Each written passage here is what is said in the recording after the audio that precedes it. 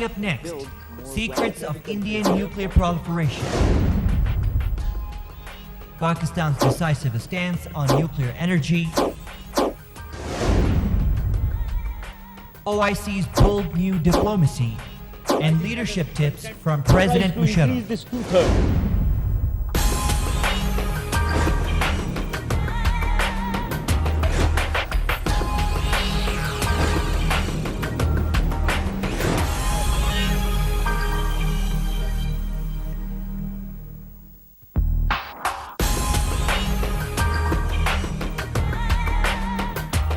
Assalamu alaikum. Welcome to this week's edition of Worldview from Islamabad.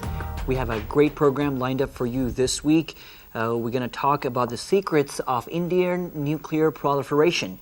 We'll also touch the subject of OIC's new bold diplomacy, and we'll get some leadership tips from the Pakistani President, General President Musharraf. All of this is coming up, but first, I'd like to talk about Pakistan's decisive stance on nuclear energy. There has been some developments about this last week, and today with me in the studio I have a guest, a distinguished guest who will shed some light on the Pakistani position. Minister of State for Foreign Affairs, Makhdoom Khusro. Bakhtiar, thank you very much for joining us this week. Always a pleasure, Ahmed. That's great. I have a bundle of questions to ask you, but before we get into the question, I would like to sort of give a framework, a context for our discussion, and that context has been provided by two very interesting statements that somehow shed some light on the Pakistani position.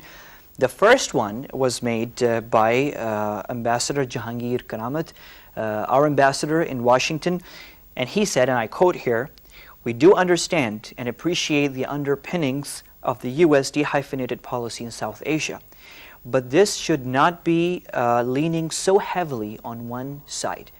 That was Ambassador Jahangir Karamat. A second statement was made by our Foreign Office last week by your ministry, and it said basically that the grant of waiver by U.S. Congress to the nuclear agreement with India would have serious implications for the security environment of South Asia, and that Pakistan will not accept any discriminatory behavior. Let me begin with the visit of U.S. Energy Secretary last week to Pakistan. It was a follow-up after the Bush visit, and he was supposedly coming here to discuss, to explore Pakistan's energy needs, including nuclear energy. But when he came here, he said it very clearly that nuclear cooperation was not on his agenda. Why did he then come here? Thank you for asking me this question, because it has been talked about, written about. I'll move from the energy cooperation dialogue which we are pursuing with United States. As you're aware, when President Bush was here, during his meetings with President Musharraf, he was sensitized, I would rather say very well sensitized, on Pakistan's growing energy needs. And Energy Secretary's visit was a follow-up to inaugurate a high-level dialogue. Now, what is our energy security plan? I'm sure it has again been made public, and it's on the website. From 2005 to 2030, our economy last year was the second fastest growing economy in Asia. Our energy requirements will increase by 7-fold. And now we are working for an optimal mix to harness the best possible avenues for increasing our energy, meeting our energy requirements, in which you have hydro, thermal, coal, gas, and nuclear, and renewable and alternative energy avenues. So 5% of this total mix of the vision of 2030, which stands at 1,62,500 megawatts. 5%, which is around 8,800, is nuclear cooperation. Since President Bush's visit, somehow the perceptions which were generated through media or through drawing room discussions or discussions at the cafe, and naturally some politically motivated parties took their pot shots. But it's so unfortunate that the whole multifaceted dimension of US-Pakistan relation was totally ignored. But you have to look at the perception also, because you know it did seem like as if the Indians were getting all the goodies, and the Americans were telling you, okay, we have a strategic dialogue. I would dare to endeavor to correct the perception. However, I know it's a Herculean task in itself. You see the quantum leap in deepening and broadening our relationship in last 5 years. No, it's a fact, of course. Nobody can deny. No, but this sounds very, people, dismiss it as, diplomatic nuances when we say strategic, deepen, broaden, wide relationship, multifaceted. But let's see what contents are there. A, for the first time you have a strategic dialogue now, initiation of strategy. That's what this visit started off with. B, United States came to you, was the largest donor for your earthquake assistance. C, I've already touched upon defense. We already had 2 F-16s delivered. F-16s are up there. There's not an issue of whether they'll come or not. It's a matter of time. When. It's not a question of if, it's a question of when, basically. When. And that's also rather, it's the question of when is more on our side than theirs. See, in defense, when I talk about defense, the main thing what we have learned through our history has taught us that transfer of technology has been something which mostly countries have been, whenever you have defense cooperation, usually deny to keep that advantage. This time in your defense cooperation, there is a major focus of transfer of technology as reflected in the statement. Then energy dialogue. So, as I was saying in the whole energy policy matrix, 95% of the avenues we will be cooperating, 5%. You have differences, naturally. We have differences. Naturally, like any other. And let's not say that differences are not unsurmountable. But I also would like to focus here on one point. The issue of Kashmir. Before the President came here in his lecture, in his statement, President Bush statement in South Asian Forum, when he came here, he talked about it. And I must say the resolution of this dispute, though it's on a bilateral track, but you can well imagine what influences our common friends can have in the region. True. Now I'm using the word common friend. So it has a positive. It was encouraging a statement by President Bush, no doubt. There's a positivity also involved here. But unfortunately, all this somehow is not really reflected in its true light. And the issue, which is of significance, which I will approach later, of nuclear civil cooperation with India, has taken the center stage.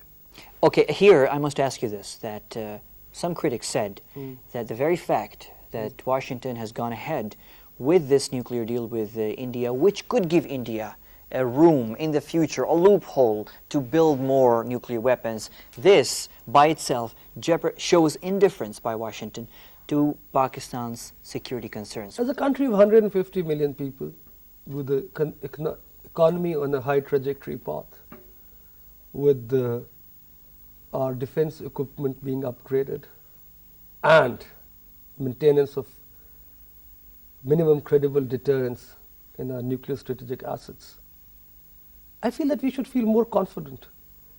Pakistan has always come up to expectations in terms of maintaining its minimum deterrence level. And let me say also that we feel, and very strongly and rightly so, as events of history has proven, that the nuclear assets of Pakistan has proven to be a factor of stability in the region as opposed to advocated vice versa. I can assure you, and as a nation we should take pride that we have the abilities, and it has been tested, that we will, if we are to be forced into reviewing and reviewing our minimum credible deterrence levels, we will do that. We are doing that. And I assure you that we will attain those goals. We know where our strengths are. And we have enough strengths. That's a great. Now, I'm glad that you mentioned the fact that our civilian reactors are operating under the IEA safeguards. And of course, I'm mentioning this, I'm emphasizing it because some people were saying that the reason Pakistan should not get access to American civilian nuclear technology is because Pakistan's, quote, history or the record is not good. Of course, that was a reference to the fact that we had a couple of nuclear scientists, rogue scientists who got involved in underworld dealings, nuclear secrets proliferation. But in our next segment, and I'd like to tell the viewers, in our next segment, we will be talking about the record and the history of India, which was touted by Washington as being an exemplary record or history in terms of nuclear non-proliferation. The fact is to the contrary of that. Secrets of Indian nuclear proliferation. We'll be discussing this in our next segment. And for this segment, of course, we had a glimpse into the Pakistani diplomatic thinking. This is an issue that we will continue to monitor and discuss. But for now, I'd like to thank Minister of State for Foreign Affairs, Makhdoom Khusro Bakhtiar, for joining us. And of course, as I said, stay tuned for the next segment, Secrets of Indian Nuclear Proliferation, coming up next.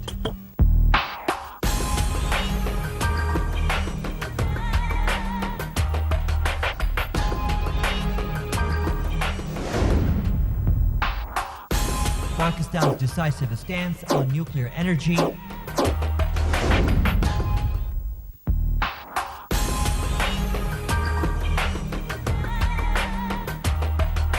Secrets of Indian nuclear proliferation. This must be one of the best kept open secrets in the world. It's a secret because not enough people have been talking about it, but enough people really have known and have seen Indian individuals, companies, entities been involved directly or indirectly in proliferation activities. And in this segment, we'd like to shed some light on Indian proliferation activities, the history of that. And the reason why I'd like to do this in this segment, we've all seen how Washington, in justifying the signing of the nuclear deal with New Delhi, basically said that India has a clean history, a clean record as far as proliferation is concerned. And one of the reasons why Pakistan was denied a similar status, a similar access to American civilian nuclear technology is because of what the Americans said is our history, the record, the fact that we had one rogue scientist who got involved in nuclear proliferation activities. That was the reason why Pakistan was denied. But is India really that clean? And to talk about this, I have someone with me here in the studios who has been following the Indian nuclear record, the Indian nuclear history. And I'm glad to be introducing here Sadia Taslim. And you're doing, Sadia, you're doing PhD in Pakistan's nuclear posture and its impact on foreign and defense policy making. So I wish you good luck, of course, with that. But coming back to our subject, have the Indians really been involved in proliferation activities? Okay. Let me put it this way to begin. That as far as the statement from Washington is concerned about the Indian nuclear record, if the records are established through by assessing the kind of laws and norms, the so-called norms that you have, then India might qualify for such a rewarding kind of statement. But if records are established and they are assessed by keeping a track of the historical evidences, then President Bush is quite wrong, and maybe it's a kind of ignorance on his part or deliberate negligence on his part to assume that India has not been involved. What is the evidence that exists that shows India to be involved or have been involved in nuclear proliferation activities? Okay. As far as the Indian case is concerned, they have been involved in nuclear proliferation to a lot of serious states of concern. That's Iran, North Korea, Iraq, and possibly to Israel. So we have three countries where the Indians have been found yes. by evidence to have been involved in proliferation, and possibly a fourth case, and that is Israel. Yes, so let's begin with the first one, the Iraq case. That's the Iraqi case. Yes, Iraq has been a very significant state in this context, with which India has a history of very good, strong relationship. And You mean during the government of Saddam Hussein, exactly, the previous government? Exactly. And in the previous government, basically the relationship at the nuclear cooperation level began in 1974 when India detonated a peaceful nuclear device. And what they call as the peaceful nuclear device. Exactly. Yeah. And with that, Indian capabilities were quite known at the international forefront, and states started looking towards India for cooperation in this particular arena of technology.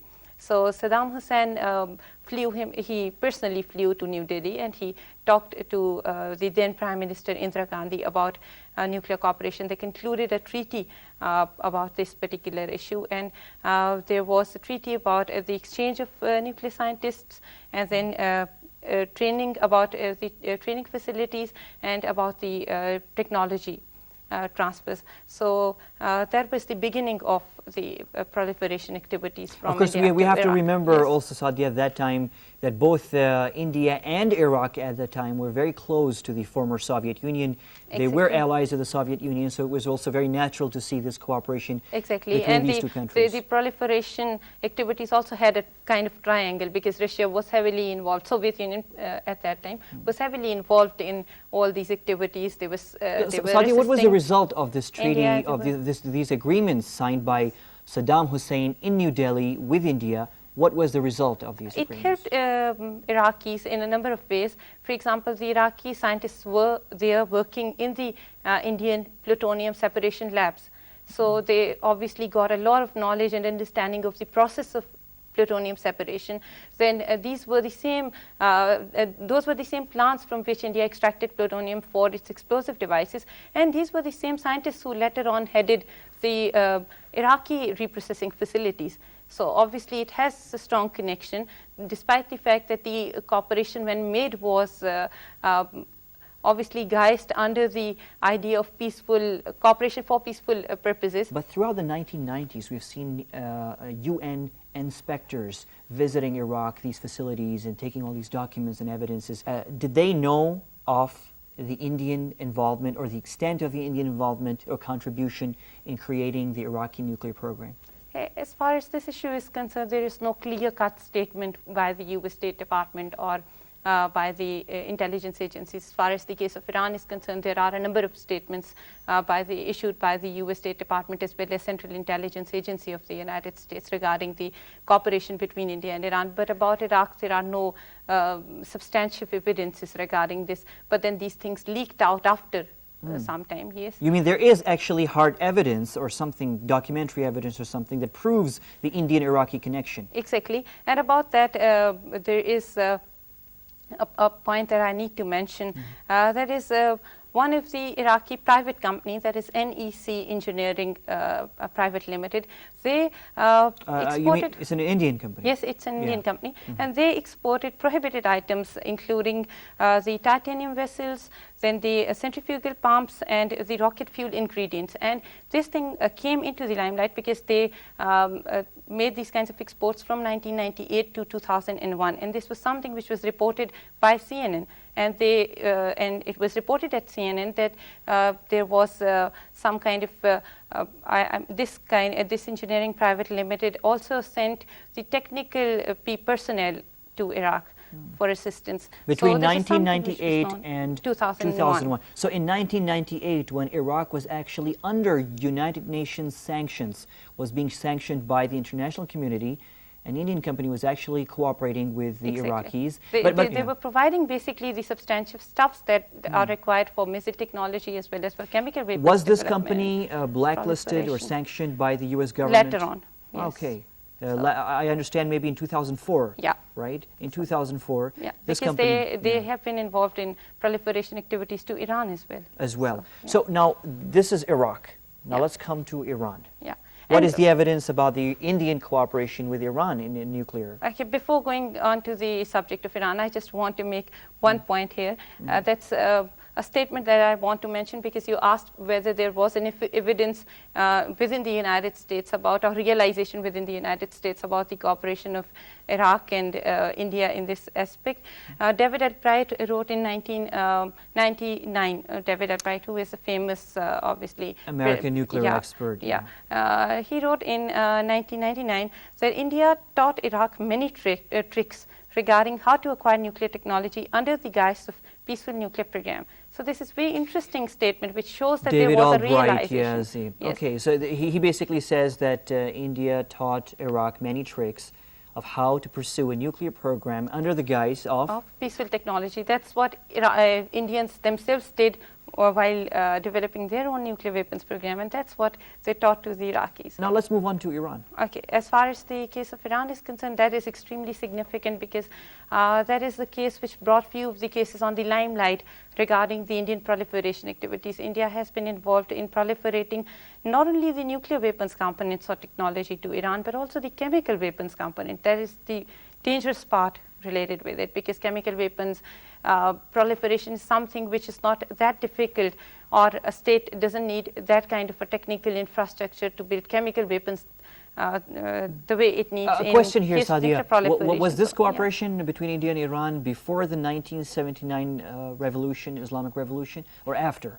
Actually, the cooperation on the advisory level began in 1975, but it was not as significant and prominent, because in 1975 there were few advisors from India who went over there to Iran, and they assisted Iranians regarding the establishment of the infrastructure and everything like that. But what you're saying is that the real cooperation in the nuclear arena between the two countries began after 1979? Yes, that after, in fact, mid-80s, rather late 80s and the 90s. Mid-80s and the 90s. So let's get to the evidence here. What is the evidence here that Indian individuals or companies, or indeed even the government, might have been involved with the Iranians? We have a number of things regarding this to point out. I mean, there are a few of the Indian companies that have been properly enlisted, and when after 1998 India was sanctioned, 212, nearly 212 entities in India were sanctioned for their 212 entities in India were actually sanctioned for their proliferation-related activities. When you say entities, Sadia, you're referring to what, companies? Privately registered companies? Privately registered companies, as well as few of the units that operate under the governmental control. Some of them. How about individuals? Have there been any Indian nuclear scientists? Iran and India had exchange of nuclear scientists in 1991, and then in 1991 they also negotiated a deal over a 10 megawatt nuclear reactor, sorry. But then it was later withdrawn because of the immense pressure of the international community. There are few exchanges of the chemical products that are related with chemical weapons that I need to point out here. In 1989, it was a governmental agency which was involved, and it is named as State Trading Corporation, a government trading company that sold around 60 tons of thionyl chloride, which is a very important ingredient actually to make the mustard gas. So this was a significant mustard gas. Mustard gas. So that is, and you people do understand the hazardous nature of this kind of a gas. And CIA basically identified India as one of Iran's primary suppliers of chemical weapons related material during the second half of 1996. So this is something about which there was realization even in the Central Intelligence Agency. There are a number of events about it. In 1992, India supplied thiadyl glycol and other chemicals to Iran. Then in 1993, United Phosphorus Company of India supplied 30 tons of trimethyl phosphide to Iran. And obviously, after that, the process continued. And there are a lot of firms of India that are on the list of the states who have been providing technology-related components to India. These include NEC Engineers. And Sadia, I'm just interrupting you. Yeah? All of the names of companies that you just mentioned, they are all public, in the public domain. People know about this. People who monitor, of course, proliferation activities in the world. they do know about these companies, the names of these firms? I hope most of the people do know about these things, because these are available because these are things about which work has been carried out in few of the research institutes internationally, so they need to know about it even if they do not really So it is try. surprising really after all of this record. I mean, you just mentioned right now Iraq and Iran, two countries that India on various levels cooperated with these two countries in the nuclear area, and somehow Washington chose to ignore this history, this record, and signed that nuclear deal with New Delhi that now undermines the NPT regime, the non-proliferation regime. And this is strange because there are few activities that were unveiled in the last few years regarding India's last couple of years, actually, yeah, India's just 2 activities years. related with Iranian nuclear weapons program as well as the chemical weapons program. In September 2004, 2 Indian scientists were basically blacklisted by the US State Department. One was C. Surinder and the other was Y. Prakash or Prasad. He was by Prasad, and they were blacklisted by the United States companies, by the US State Department for their alleged transfer of nuclear materials to Iran. To Iran. Yes, there was a group of different people involved in that activity. Few were from China, Belarus, and other states, and there were 2 from India. As well, and obviously that's a fact that should not be ignored. Then there is another important point, that is the disclosure of the 2 Indian firms involved in transferring chemical weapons related technology to Iran, and this was disclosed in December 2005. And about that, there is a very interesting statement, an interesting remark that Richard Boucher, the US State Department spokesman, he said, while answering basically the Indian grievances, because they said that this is not properly thought over and worked over issue, and it's baseless. Yes, it's baseless and everything. So he, while answering their grievances, he said that the sanctions were based on credible information, and the cases reflected poor Indian commitment to non-proliferation. So this is quite interesting to know and to point out, because there is a direct contradiction of a statement issued by the US State Department and the US President himself. He says that the Indians have a very clean record about proliferation activities, while the spokesperson from the State Department says that their commitment is quite poor regarding in that regard. Now, non-proliferation. Sadia, you just shared, you just gave us tremendous information, history of Indian nuclear proliferation. I think after many people, of course, in the world, as you mentioned, know about these things. This information is available in the public domain. As a matter of fact, you can find some of this information even on the internet if you search online. So a lot of people know about Indian nuclear proliferation activities. Some people, unfortunately, chose to ignore that, and some people actually chose to give us in Pakistan, lecture us on proliferation and histories, and how that our history is different from other countries or other people's histories. But the fact of the matter is, in fact, all of the known, recognized nuclear powers in the world today have been involved in proliferation one way or the other. Of course, the world has forgotten about that. It has been a long time.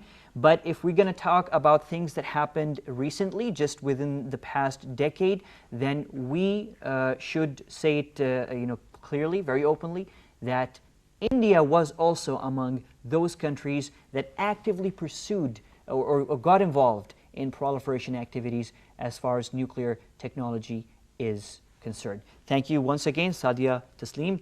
Of course, I wish you good luck in your PhD. You're doing a PhD in Pakistan's nuclear posture and its impact on foreign and defense policy making. You have to stay with us, because after this segment, we are going to talk about something else, a very interesting thing. OIC's new bold diplomacy. It seems that OIC is finally coming into action, and they are really taking bold a stand. How? I'm going to show you that in the next segment. Stay with us.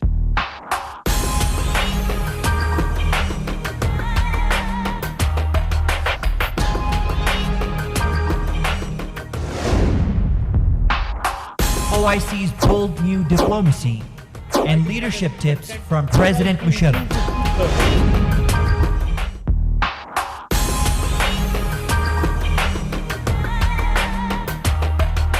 Welcome back. In a few minutes, we'll get an insight into Pakistani President Pervez Musharraf's leadership style. That's coming up in a few minutes. But before that, OIC's new bold diplomacy. Last week, on March 16, it was Wednesday, the highest representative body of the Muslim world, the Organization of the Islamic Countries, the OIC, actually directly criticized the European Union for the Europeans' half-hearted response on the blasphemous cartoons issue.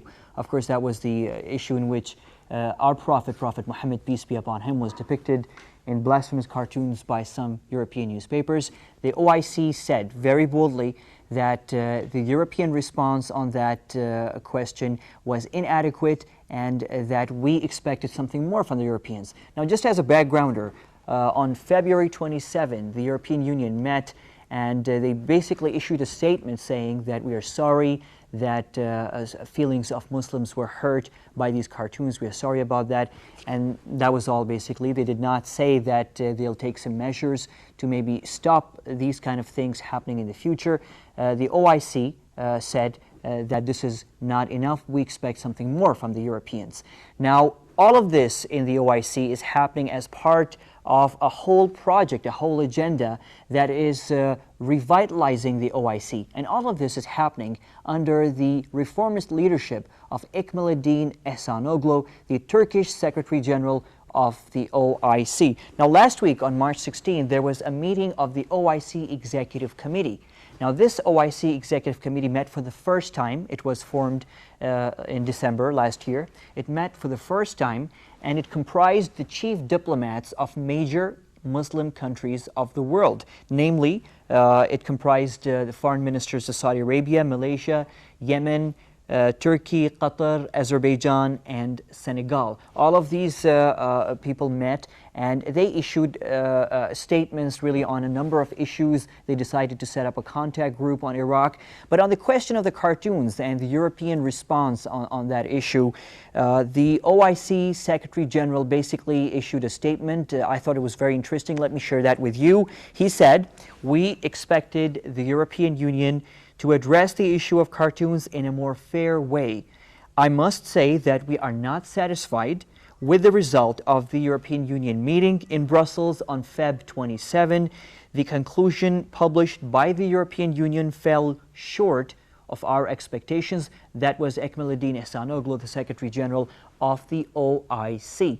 Now, to talk about that and about the OIC's expanding role and its expanding diplomacy, I'm joined right now via telephone from Jeddah by Ambassador Mehdi Fathalla, who is the Director General of the Political Affairs Department of the Organization of the Islamic Countries. Thank you, Ambassador, for joining us. Let me begin with the first question. This was the first meeting of the OIC Executive Committee. And of course, the statement that we've seen and we just heard from the Secretary General was quite bold.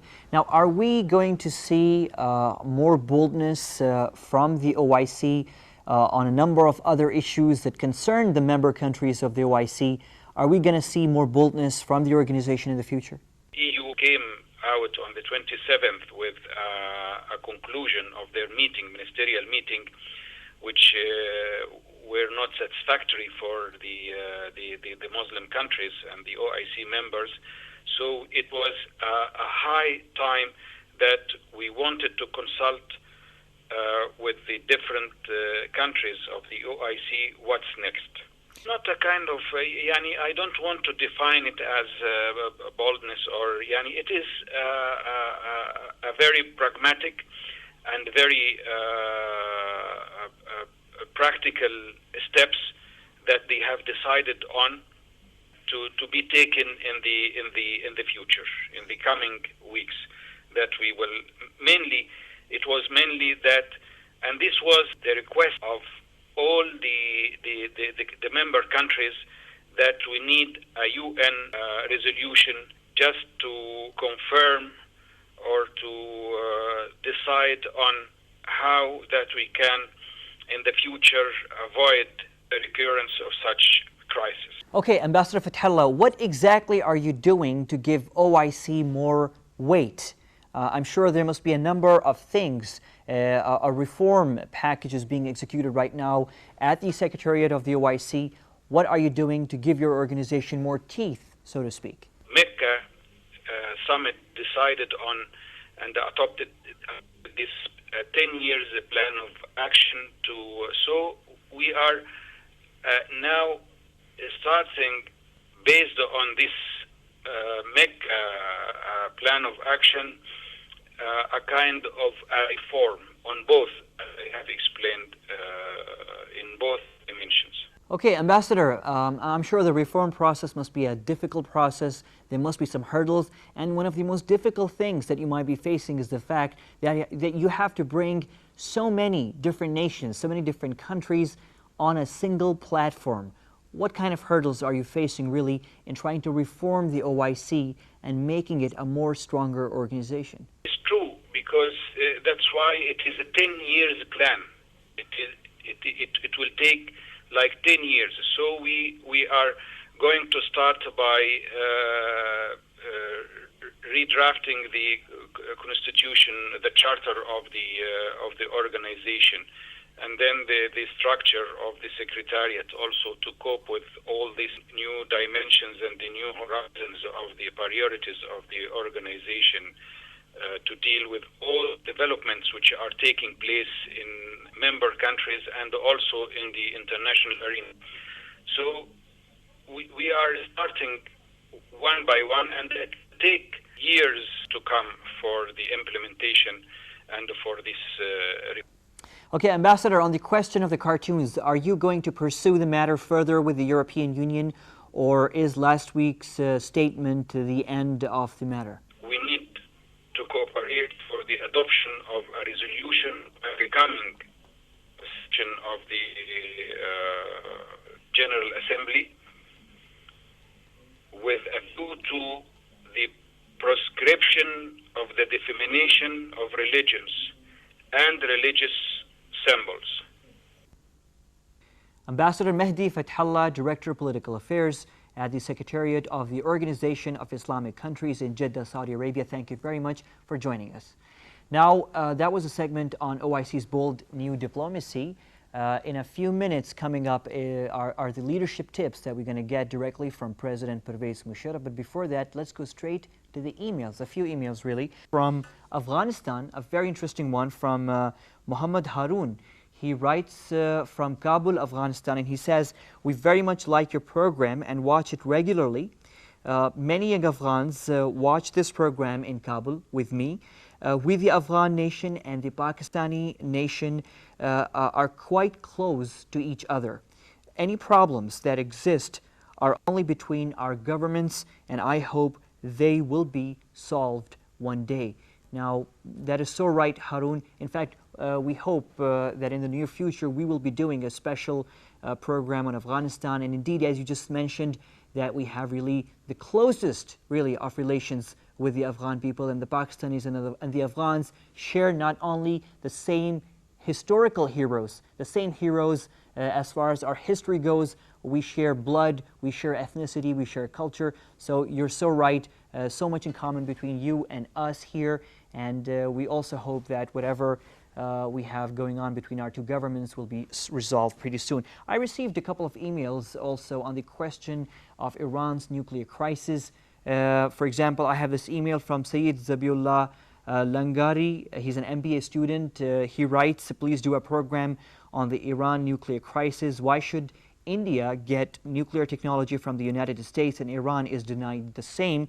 A similar email came from Chitral, again from Northwest Frontier Province, from Nur al-Haq Siddiqui. Same thing. We'll try really to do something on Iran in the near future. Just keep watching, and we'll have an exclusive also on Iran in the near future.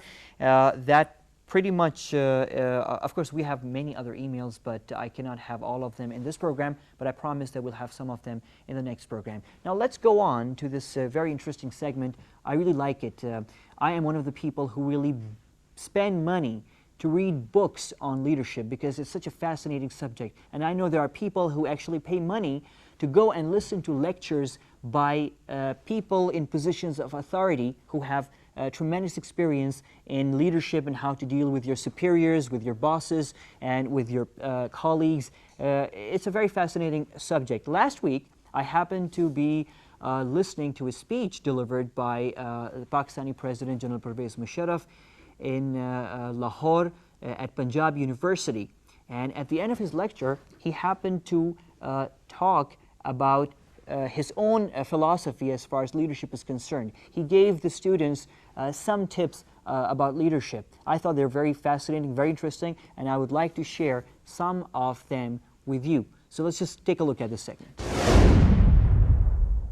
And I would like to give you some tips on leadership as I know and as I feel. Very briefly, some important elements which may apply to you when you get into life. Leadership is inborn in people, but it can be honed and cultivated also to an extent. I think the greatest quality in a leader, I feel, is other than character qualities, other than moral qualities which obviously he must possess, and intellectual qualities which he must possess, is his boldness and decisiveness.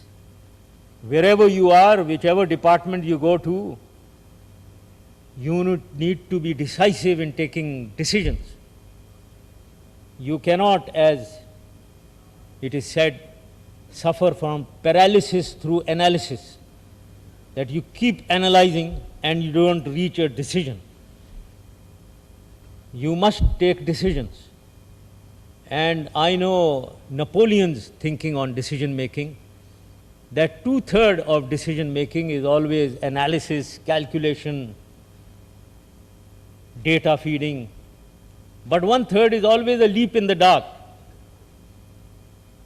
You can never have 100% analysis, and that leap in the dark is the gut reaction, your sixth sense, and you take that leap in the dark. Anyone who tries to increase this 2/3 is really no leader, because he suffers from paralysis through analysis. He cannot lead. He is not a good leader. He can never be. But anyone who increases the 1/3, he takes decision without thinking, is impulsive, and he can land people into trouble, land his organization into trouble. So therefore, my advice to all of you, wherever you are, deliberate, analyze, but if you are in charge, you have to take that leap in the dark and decide at a certain stage. A leader must follow a democratic approach and take everyone together. Ownership of anything that you decide. Ownership will never come if you impose a decision on anyone. Ownership will come when you take everyone along. And that can be when you discuss everything. And you should discuss and encourage both views, pros and cons, especially the cons, especially the negative views. You must hear negatives, but then you decide, having heard everything. And then everyone must be on board with you. Anyone now not being on board with you is not your team member. He is out. He must get out.